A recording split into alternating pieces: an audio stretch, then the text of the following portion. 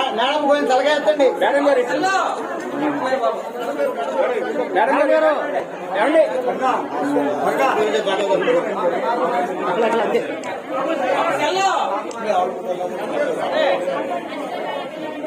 Madam గారు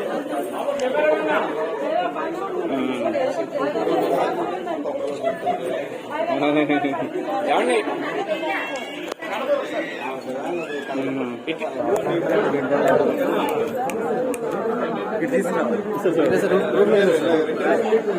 phone phone phone phone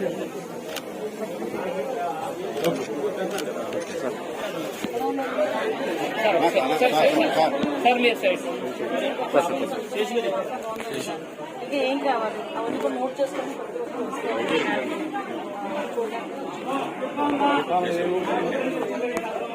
కానీ మన బాగా ఎందుకంటే ఎలా ఉందని అడగడం మన బాగా గెలిపించారు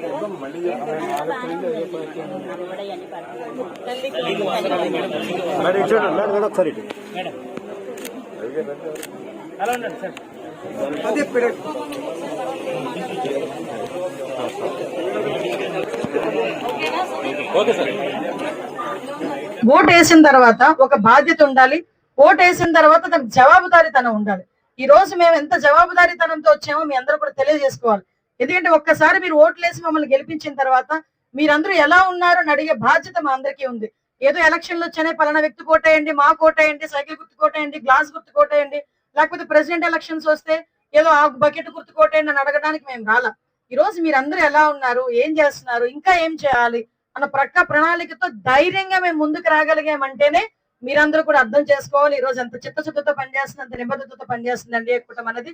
ఇంకా మమ్మల్ని రెచ్చగొట్టేదానికి, లేకపోతే ఇంకా మమ్మల్ని ఇబ్బందులు పెట్టేదానికి, సంక్షేమ కార్యక్రమాలు ఏమి చేయట్లేదని ఊకదంపుడు ప్రసంగాలు ఇచ్చే వాళ్ళు కూడా ఈరోజు మాతో వస్తే మేము చూపిస్తాం.